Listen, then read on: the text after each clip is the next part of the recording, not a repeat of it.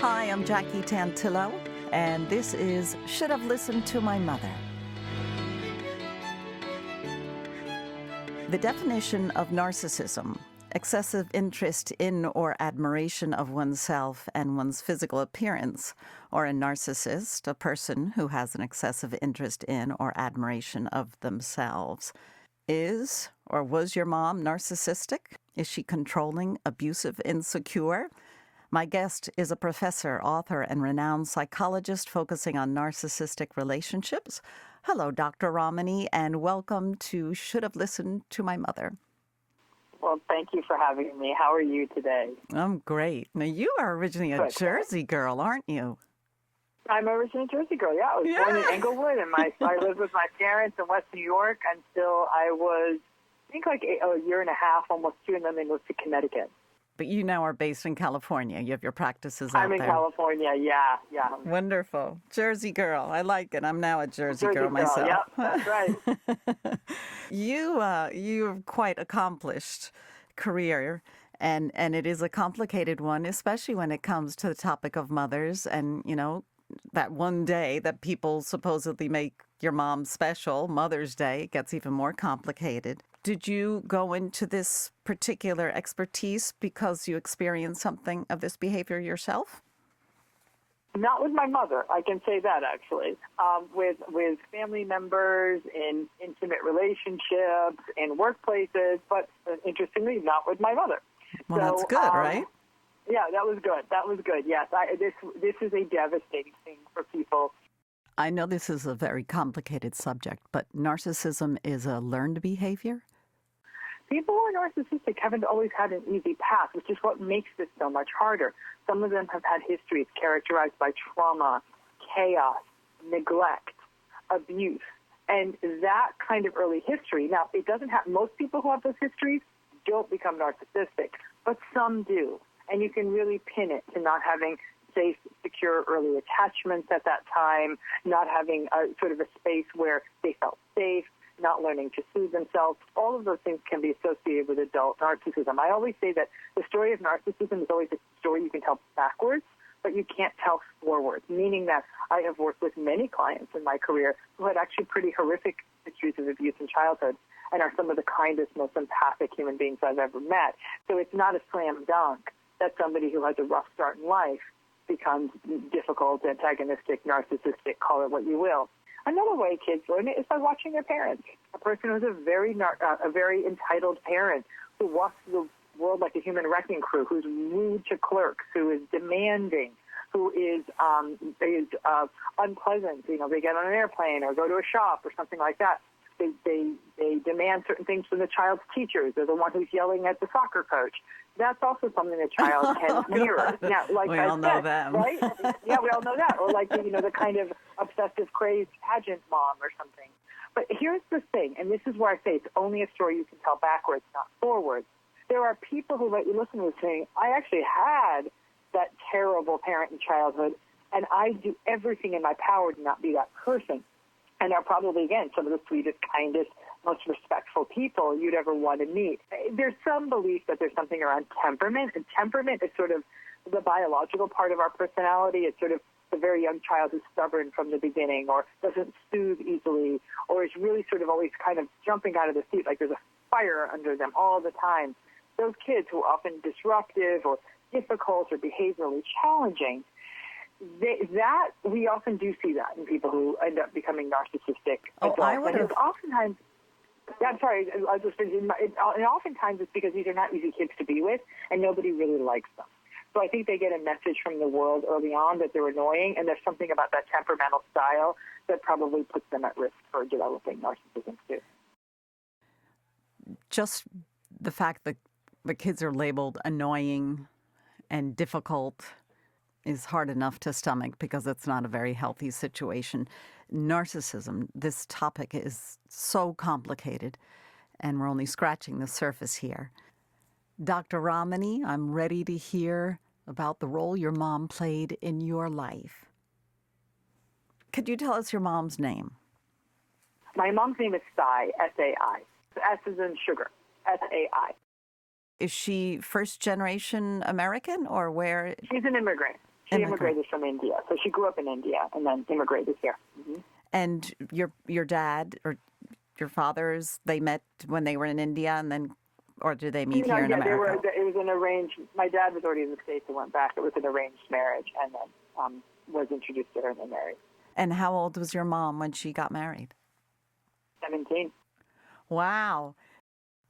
Did she have any words of wisdom for you, or did she expect you to follow the traditional Indian culture as far as relationships were concerned? Where my mother was exquisitely courageous is that when she recognized she has a daughter, she knew that I would probably have more opportunities in the United States. And it was at a time when they could have, I'm just drinking something I don't want to cough, sorry.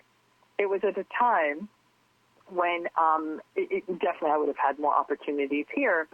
And so they raised us here, which hasn't been one of the hardest decisions she ever made because she actually came from a very close-knit, loving family in India. She would have had much, much more support. Here she was in a world where she had no friends, didn't know anyone. Mercifully, her English was very good. I don't know how she did it. I mean, when I have a 17-year-old daughter, I have a daughter in her 20s, I think of them going off to another country in a marriage and having to figure it all out with no way to call, because back then you couldn't make, what we used to call transatlantic phone calls. You couldn't call. You'd have to send these things called cables that would take a little while to get to the destination. So, she made a decision of, she became very voiceless, right? And I think her attitude was, we're going to raise our kids in this country. We don't know the customs of this country, but we're going to have to trust our kids to learn them and figure them out because it's not realistic for us to straddle both of these worlds at the same time. And so she let us figure it out, and that could not have been easy because it was all new. She didn't know what it was. I mean, I do credit her with everything I've become in that way because it's a patriarchal culture. Men are it is quite challenging in marriages in India for many times. And I'm not saying this is not difficult women. There's plenty. Also, it's a big country. But, in that way, she really almost had to very quietly be strong and raise strong daughters. I have a sister. And, so we talked about that. And, she did not want her child getting married so young. She wanted me to finish my education. She wanted me to become more financially autonomous. All of the things that, we think nothing of here. She just didn't know what that path forward was. So it really was left to me and my sister in her life, but to me to sort of figure it out. So there was no guidance. So the way I look at how children are handheld now in adolescence, like every decision made, I kind of had to figure it out my own, which probably wasn't a bad thing.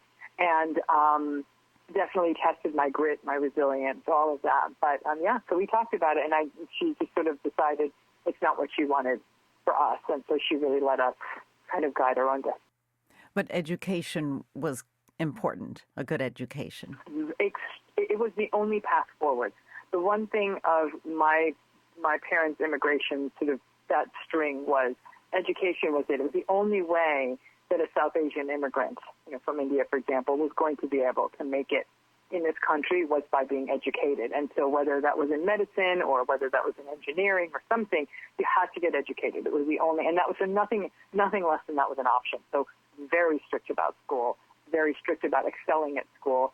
Like I said, it was a blessing. I mean, strict about reading, everything.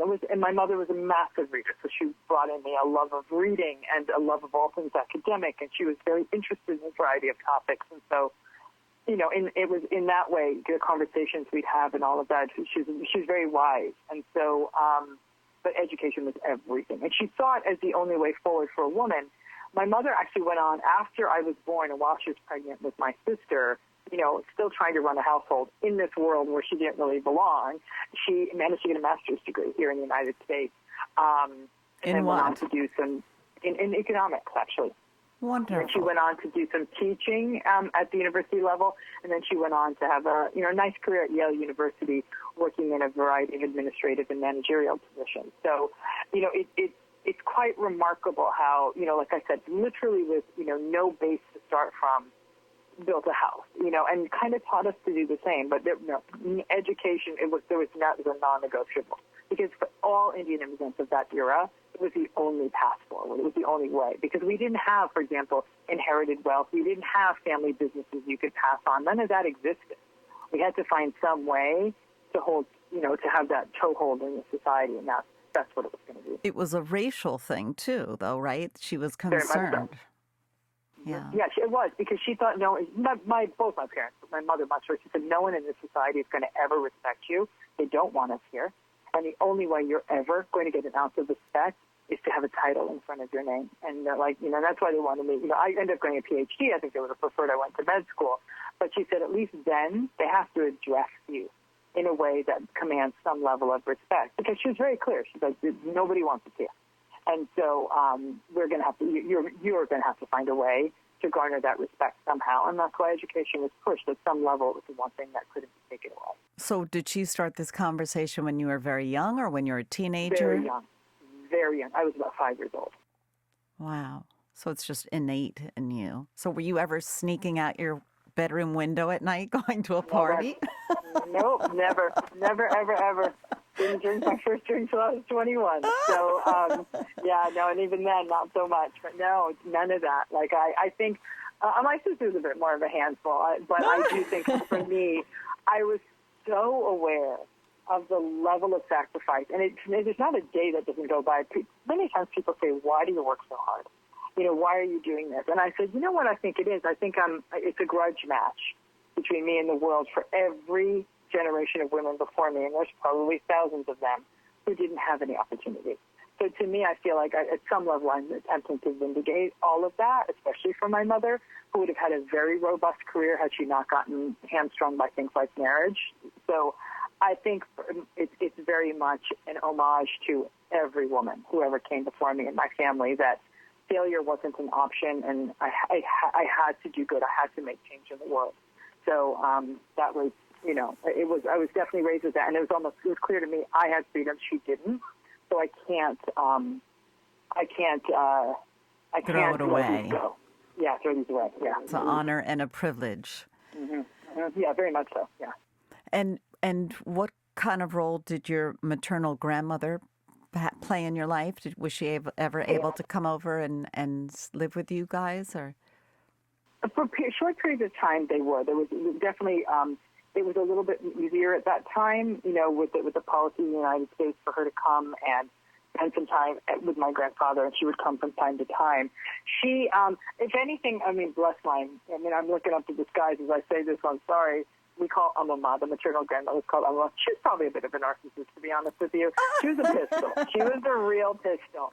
Tough as nails, smart as could be. And my mother said this. She said, had she come up in a different world, she would have been a formidable businesswoman. She would have been like that person who just sort of, like the ultimate leader. She had all of that in her. I could see her fierceness.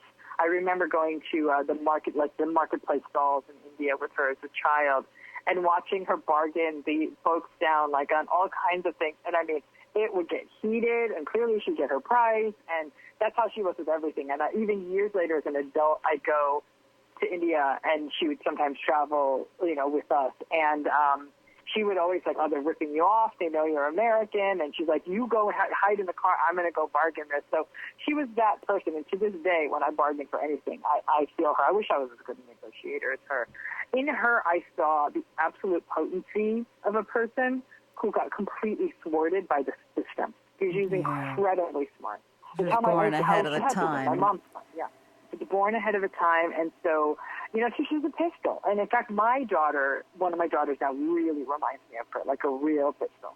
And so the last time actually was, and from her I got an interesting life lesson. There was a family wedding back in 2014, maybe end of 2014 into 15.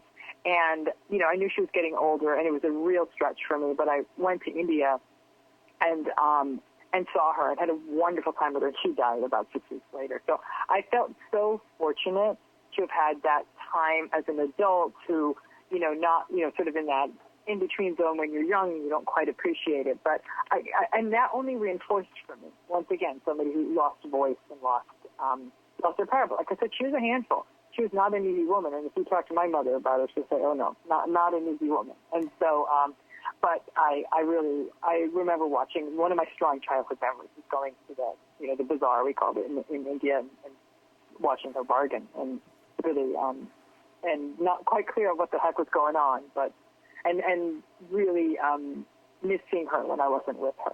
So, yeah, and I didn't get to see her that often. Oh, my gosh. Was your mom, did she do the antithesis of your grandmother when it came to raising her daughters? So my grandmother was extremely conservative in how she raised her daughters. Part of it was safety. This idea that in Indian society, so my mom was growing up, it was like the 50s, I guess 50s into the 60s. It was not always safe for women. It's still not very safe for women, but it's definitely not then. And after the British left, and India became an independent country, then it caused chaos in the economy there. And my mother's family really struggled financially, really struggled. Like, it was awful. And at the time then, in some ways, a daughter, is a financial liability. It's one more mouth to feed. So if you can marry them off, then you've pulled them off. You've gotten rid of them. Your success. And that, sadly, they had to, so my mom got married too young. My mother had actually gotten into medical school. She was one of the top students in that region of India. She got into med school, and she had to give up all of that to get married. So, like I said, no. I've got a really, really big monkey on my back. There's no two ways. It's funny you're pulling these stories out of me. I haven't thought about it, but so she had all that ahead of her and had to cancel all of her dreams to do this thing, in essence, in the service and duty of her family. So her family, could, again, also have, it creates better position in society when daughters were, at that time in history, when daughters were marrying, and, it's almost like mergers, if you will. And then go to the United States was a really, really big deal. And I think huge success, right, for your daughter to go and live in the United States. Huge. And my mother's family darn near went broke trying to get the money together for that airplane ticket. So it really is, I think when we talk about immigration, we talk about these vast numbers, but we don't talk about these extraordinary individual stories, which every immigrant has. And so she definitely was raised in this very constricted, controlled, strict, there's only one path forward kind of a way, and that it was more important to my grandmother that my mother got married than she went to med school. Well, they had to put food on the table, right? They had to put food on the table, yeah. Mm-hmm. And honor, the honor. Mm-hmm. Yeah, the honor, yeah. So, did your mother love your dad? Does she love your father? That's a 17. Big question. I'm going to give the watered down version in case people listen, if people know me. It's complicated. It's complicated. They make it work. The construct. You've been married for coming on to, this is going to be 60 years, more than 60 years. So it's been it's a complicated, 60 years. And wow. It's a complicated question because the construct of marriage is very, very different. I have met people in arranged marriages who it was a home run. They, it's sort of arranged-ish. In my parents' case, it was arranged, no-ish. And I don't know. I don't, certainly nothing, I wouldn't call it romantic love. I think it's companionate love. I think that they, have each other's backs as two people who've lived together for 60 years would. But not something I'd want for myself. And so it's not, that idea of a love marriage is it's considered one of those things that you see in the movies in India, at least when they were growing up. And even now, arranged marriages are still very much, there was this recent show that came out, Indian Matchmaker, which really talked about how complicated these conversations are because of the role of marriage and family in Indian culture and society. So, again, not my version of what I've considered marital love, but what do I know? I'm divorced. So did she give you marital advice? Not really. She gave it to me after the fact when she said, this is where I dropped the ball. There was a lot of pressure, even when I was growing up, for them to ensure I got married. If I didn't, it would sort of be a bad look. And so there was the pressure. She said, in retrospect, you were never made for marriage. And, I knew that, and I should have said something, But I think at some level my mom was also trying to dodge the societal criticism because I was sort of the eldest of all the. You're the oldest, so you have to uphold the honor. Yeah, yes, I had. So I married the right person, and we remained good friends. But I'm not made for marriage, so I was, I think just the model I saw of it and everything just wasn't quite my cup of tea, and I was very ambitious and wanted to do what I do. But we find our way. I'm blessed with a wonderful person in my life. And you have daughters. I'm not going to get married. 2 daughters, yeah. Mm-hmm. Yeah. Beautiful. I could just talk to you forever. My guest, Dr. Ramani, has her own YouTube channel. You were featured April of 2021 on Red Table Talk with Jada Pickett Smith, her daughter Willow Smith, and Jada's mom, Adrienne Banfield Norris, which is really great, Red Table Talk. Check that one out for the latest on Dr. Ramani's advice. There's definitely a lot of information out there about you. Any advice for someone who's struggling or they're not certain why their mom is treating them the way that she's treating them? Get help, talk to people. What do you do? I think that when people have difficult relationships with a difficult mother, it's actually one of the most difficult things that can happen because there's so much shame around that, right? Mothers and daughters are supposed to be close. So, and especially when it's from the direction of the mother being critical, invalidating, unempathic, competitive, because in those relationships, it's not unusual for the mom to fall back on, well, I raised you, didn't I? And I gave up my life for you. And there's a lot of that manipulative sort of guilt. I can say this, then in my case, my mother never has said anything like that. I hope to goodness I never say something like that to my own daughters, as they're adult women. And so I feel like it's a place where a lot of people get isolated because it feels almost shameful to have this kind of relationship with a mother, and it feels shameful to be critical of their mother in mixed company or even in company that they know, people that they know. It's such a forbidden topic. Families are supposed to get along. People are supposed to worship their mothers. And yet, every day, I hear the stories of so many people who had the most toxic relationships with their mothers, and this shapes them. I mean, they can credit the fact that they have very little belief in themselves, that they're full of self-doubt, that they walk through life confused, that they make poor partner choices. All of this connects back to not feeling that sense of safety and connectivity.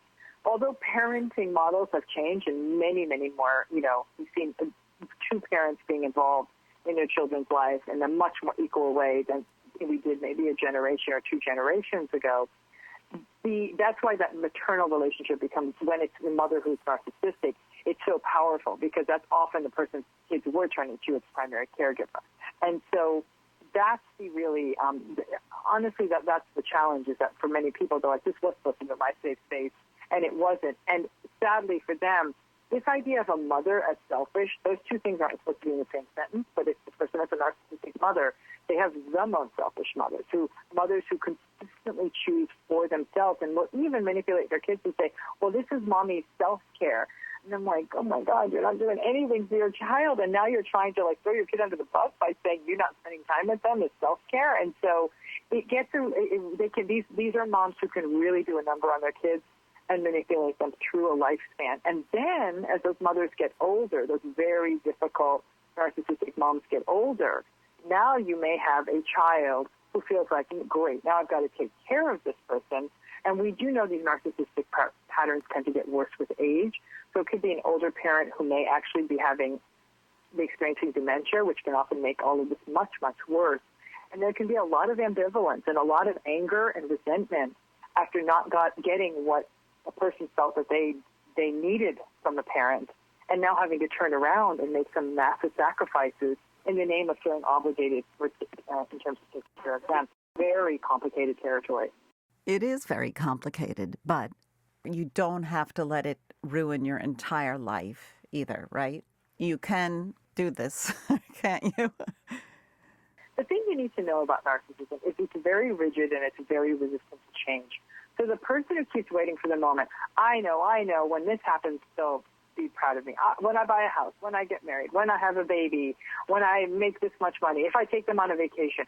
These are people who, through their adult life, until their 40s, 50s, 60s even, keep trying to, they're still like the little kid coming home from school with the picture they drew saying, Mommy, isn't my picture pretty? And the mom is totally focused on herself, and so is not noticing that. And is often, narcissistic mothers often turn to their kids to sort of be like the parent.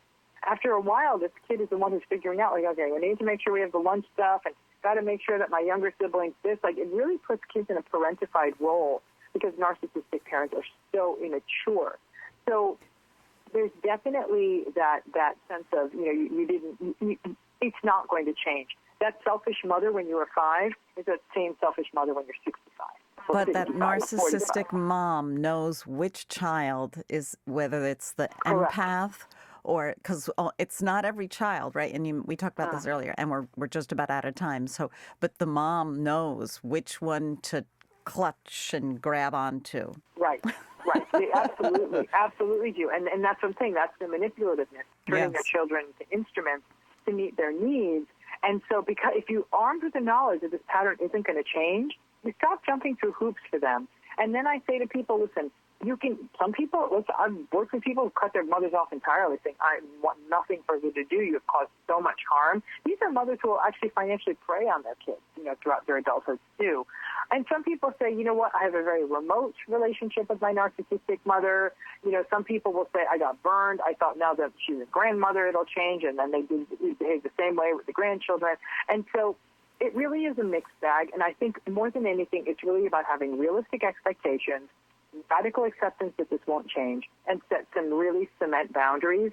And there's a lot of grief in this process, which is where therapy becomes so important, to grieve this idea that you didn't have that mom that was secure and safe and available and all of that. I don't know that anyone has it just perfect, but in this case, it really feels like a big, colossal loss, and one that can often haunt people into adulthood. They're still having this difficult relationship, and there's grief around that. And sometimes people will say, part of how I worked this out was I tried to be that very involved, unselfish, available, safe mother. So they do the working through in how they raise their own kids. Sometimes there's other family members, an aunt, a grandmother, who kind of takes that role de facto, and they feel mothered by that person. Sometimes even mothering figures in their life, mentors or older women they meet professionally, or even as friends. And so there are places that people can certainly try to work some of it through, but there's grief that has to be mourned. But also people understanding this pattern, so above all else, they don't blame themselves for their mother's bad behavior. You are the author of 2 books, Don't You Know Who I Am? And Should I Stay or Should I Go? Dr. Ramani, thank you so much for joining us. So much more to learn on this topic. I'm Jackie Tantillo. We'll see you next week.